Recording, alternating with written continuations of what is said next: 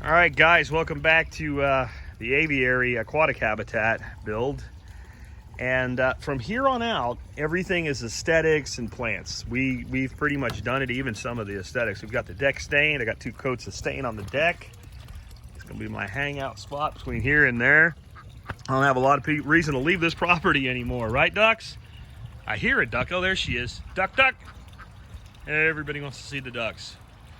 This duck's been spending a lot of time alone lately, and it makes me think she's hiding eggs somewhere. We also had a chicken disappear for about 3 days, and then she came back, and I'm wondering if that chicken was maybe brooding her eggs and gave up on them. Nope, there's a drake and another girl, but that is the one that, man, she's been alone a lot lately, and I just wonder what she's up to. Yeah, maybe she's just a loner. Anyway, on the habitat, here's where we're at. Last time I kind of talked through a bunch of ideas with how to set up the pumps. And what I've actually done is a little bit different, but it's kind of gives the same effect. Again, for those who didn't see the other video, there's 2 pumps here running 2 different beds, or 2 different systems, I guess. This is a continuous system, and this is basically a 50-gallon small pond overflowing a 250-gallon large pond. And all that is we've got a pump underneath there that I'll show you in a second, bringing water up through this stack right here, going down through that. I call them air stacks, and I'm going to talk about these in just a second, a little bit more, and then overflowing there. And the height of this nozzle sets the level of this pond. Now, depending on how fast you're running your water in, your water can only go out so fast. Pump can go in faster than gravity can go out, even a small pump like a 550. Now, so what I ended up doing was running that pump the speed I actually wanted it to run, and watching the water level. And when it started to careen over, I just yanked that off and cut that stand-up pipe a little bit and put the top back on. And I kept doing that till it didn't overrun anymore. And now I've got that set. So if I turn that pump off, that water will drop by a good 2.5 inches. So that's enough reserve water if the pumps are off for a while, whatever's in there doesn't die. But it also keeps the cycle running. It lets me run at a much higher velocity than bringing it up to a level I want to hold it at and then running at a reduced rate of speed, which is what's making this air stack work so beautifully here. And you can see that it's just producing this beautiful bubbles. Now, my buddy David upscaled this with like a piece of 2-inch delivery into his pool pond and drove the bubbles way deep in the water, and it looks like somebody's got a giant air stone down there with like running on a shop compressor. So you can scale this to any level you want. What we're basically doing here is on some levels, it's a microtrombe, which is a technology you can look up, but it's where you drop water down and then it develops air as it drops down in a tube system. But what you do in a true trombe is you have inside there, I would have, like I say, I want to make it on this scale, a bunch of drinking straws. I might try that. My concern with that is there's not really a lot of fall here. There's a pretty short fall. The other concern that I have with doing that is that it could clog, and I really want reliability more than air. There's plenty of air in this system, as you'll see as we go through this. So that's all that is. It runs continuous. What I did is I kind of moved that pump. I had it up under there, and it was kind of a pain to work on and service and clean out. So I popped a T in right there, and I put the pump right there. So that pump's sitting there, water in and up. And then it passes through, and I've got this valve here controlling the flow so that there's still enough thrust up, because if you just leave that wide open, you're going to get very little actually being pushed up onto that height of head. I also got a valve under there. You can see that controls the speed of that. Right now, that's pretty much wide open, and the restriction on this one is what's controlling the speed here. But what that does is I've got this little 45 to 45 set up here, and you can see you got a really nice flow right here. So this is a little tidal flow, and unlike the way I described in the last video, since this is continuous, that flow is also continuous. So that's how this system works. You can see I got a little Christmas moss in there. The F-35s are back, and mostly what's in here are cherry shrimps. These are shrimp. You can see one right about there, and there's a little one behind them. There's actually a ton of them in here. There's a red one right there, a blue one right there. These are actually very expensive when they're in high color and rare colors in the aquarium trade. But what I've learned in the last year is they survive our winters here no problem. I've had ice, not thick, but thin ice on top of the water, and they made it through. Now I think if you took them out of a nice, happy aquarium that's heated and controlled, and throw them into super cold water, they'll probably die. But if you put them in the summer and let them acclimate over the season, I've had no problem keeping them in North Texas, and I've heard of people in higher northern latitudes doing the same thing. Why? Well, number one, these guys work tirelessly. They never stop. I mean, I never see one sleep. They're constantly cleaning everything. So there are some down in here. I don't know how they'll do with the rosy red minnows. They might actually eat the babies, who knows. And I'm sure some will take the plunge. The little ones will go through there and out they go. But this is kind of their little secluded place. I've kept them with Ambrosia minnows, mosquito fish, and I'm sure they eat some, but they kind of have a happy balance. There's tons of them in the tanks together. So that's what they're here. They're gonna keep all of this clean. I'm probably gonna actually fill the whole bottom of this with lava rock. This is pretty easy to maintain. The only reason I wouldn't want to do that, they don't show up as good. When they're on those rocks, especially the reds, kind of blend in. But it's a good biofiltration to do that. So that's that system. The other thing I did, and I will turn this on. I got a timer back here. Again, all the electricity is temped right now until I get a kind of a safety box built. But I'll turn the water on manually. And as you can see, we have water coming in the bottom. That stack sets the overflow. That's the ebb, part of the ebb and flow. Fills the water up. When you turn that off, the water goes out the pipe that brought it. So it's a foolproof ebb and flow. There's no siphon to stick or clog. About the only way it would fail is if something actually clogged up that entire line. Right now it's on a 1545. It's working perfectly. It takes about 10 minutes to fill to that top of that pipe. Then it runs for about 5 minutes overflowing that pipe. It cuts off very quickly. That pipe stops overflowing. It takes about 10 minutes to drop all the way back down. So it's about 10 up, 10 down. With 45 minutes, it gives it 35 minutes completely drained. And so far, that's working really good. Like I said, this isn't going to be a heavy fish system. All we're going to have in it is minnows and critters, frogs and stuff. I don't anticipate having a really great aquaponics bed here.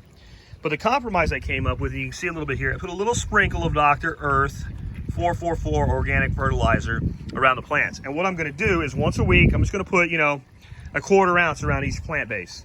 That should be enough nutrient without it all washing away. Since it's a solid and it's on the surface, you can see these get damp but not wet at the top of the cycle. Let me shut that.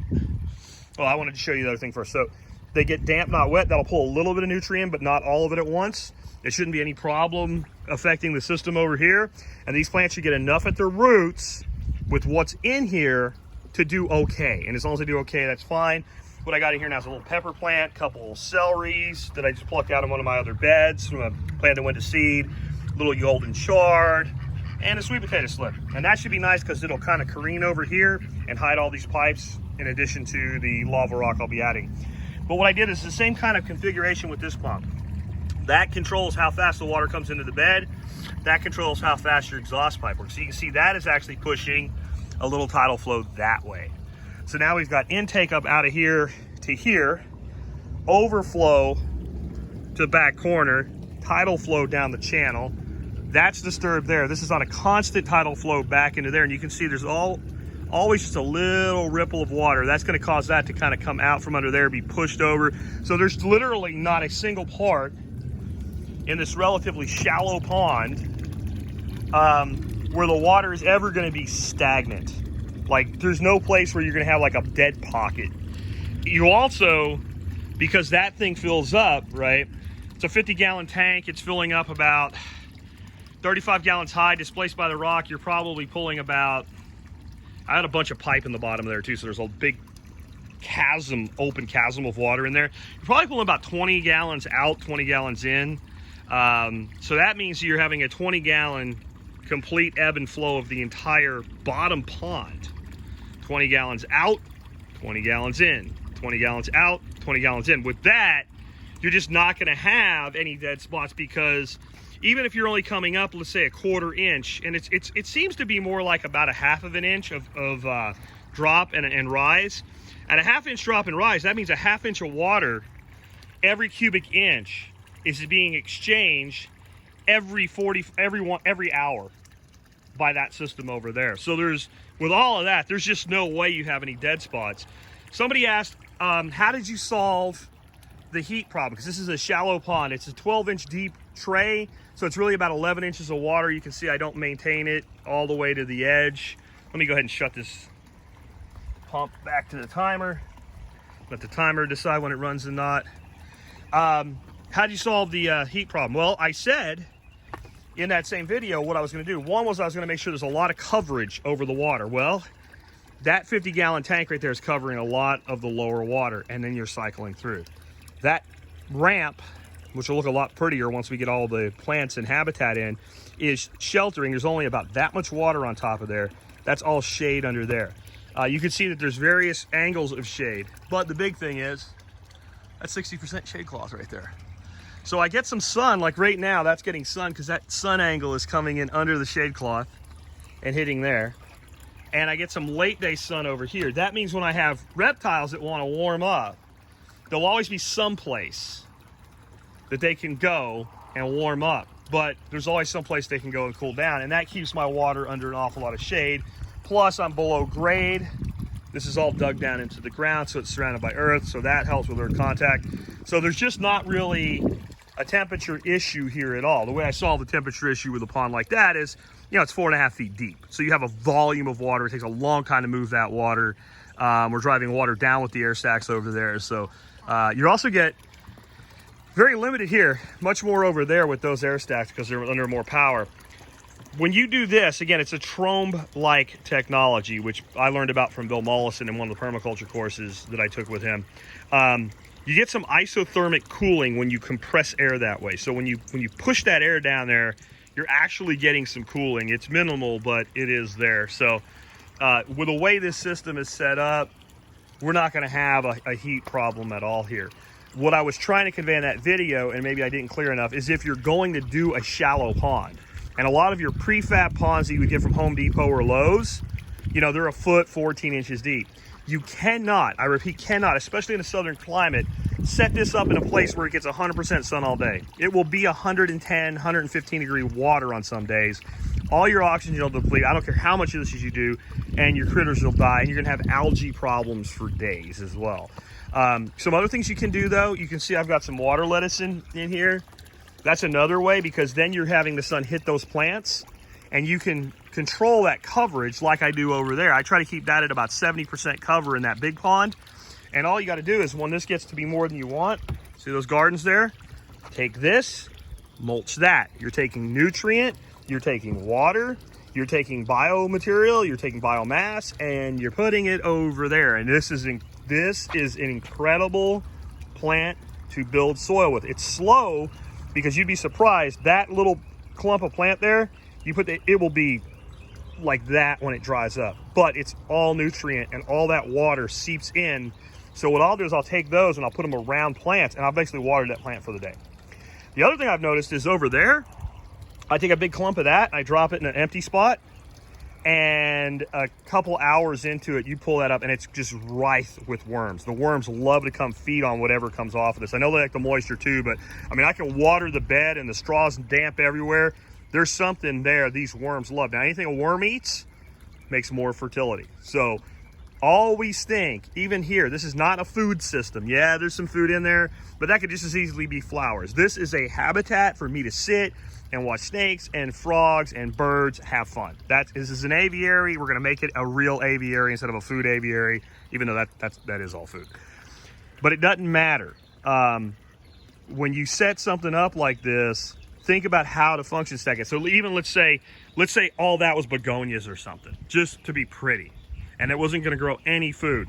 This system can still work with that system of peppers and tomatoes and vegetables, because this product is usable over there. Another way this function stacks, why the shrimp? Not only do they clean everything, they breed like little roaches. People have said the shrimp is a sea roach. Maybe it doesn't sound that great when you're eating them, but they kind of are. They breed like crazy. One of those little critters, when they throw eggs, will produce about 40 new little shrimplets.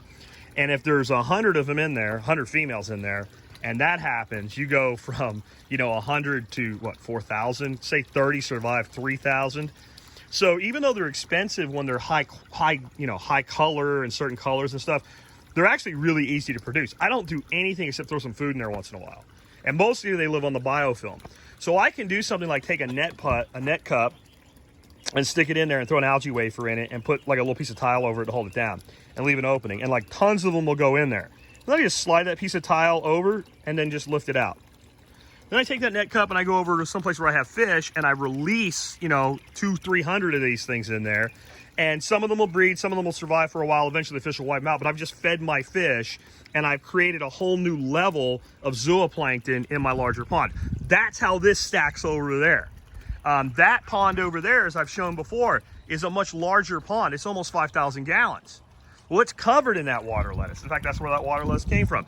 That water lettuce goes into those beds. Every system I've ever built has at least 2 or 3, maybe 4, some 5 or 6 interconnections to other systems. This produces a surplus right here.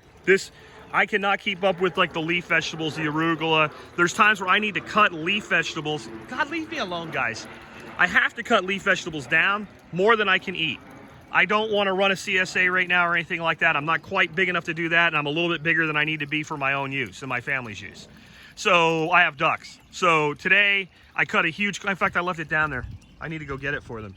I have like some arugula in one of these beds. It's just gotten to be where it's starting to bolt. It's going to get bitter. And it's gone a little too far. And I have so much arugula available to me here that, I mean, it's just something I have in surplus. So that, you know where that's going?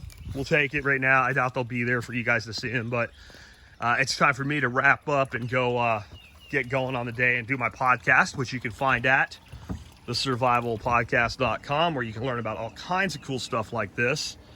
And I need to, till I get the store replaced.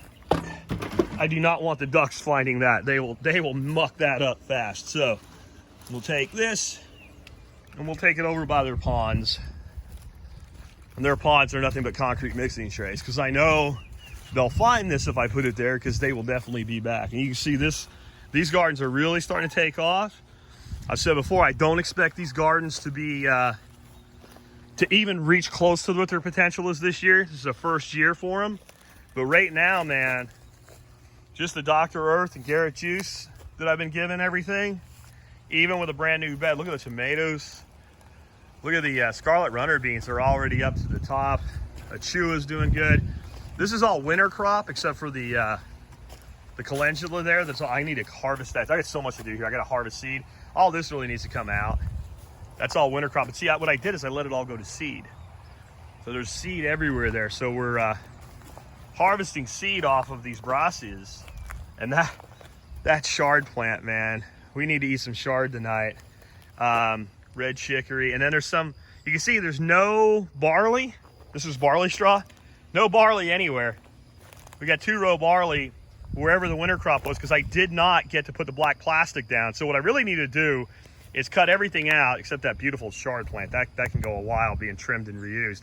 And I need to black out those 2 strips and just suppress the weeds for a week or 2, and then I can go ahead and plant. That's a great way to use straw. Oh, I need to not forget my coffee cup. I'll come back for that. Hey, ducks! Duck, duck, duck, duck, duck, duck, duck, duck, duck. Let's see if they'll come over. Come on, ducks! See, another thing I feed them there, wild lettuce. Ducks love wild lettuce, and I had some growing up in one of my beds, but they couldn't reach it to find it themselves. But we'll see if they'll come over for it. We'll go grab my coffee cup together. Duck, duck, duck, duck, duck, duck. They've had breakfast, and they've had a morning bath. So they're probably not big on going over there. Maybe we can motivate them a bit. We'll go see them here in just a second. If I don't grab this cup right now, it will be left out here, and my wife will be unhappy with me again. Hey, Mr. Drake. You guys want to go eat?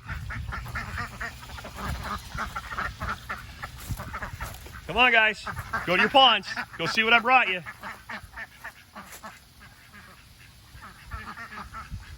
Go on. They're suspicious. You know, the thing about them, they don't like to be moved anywhere.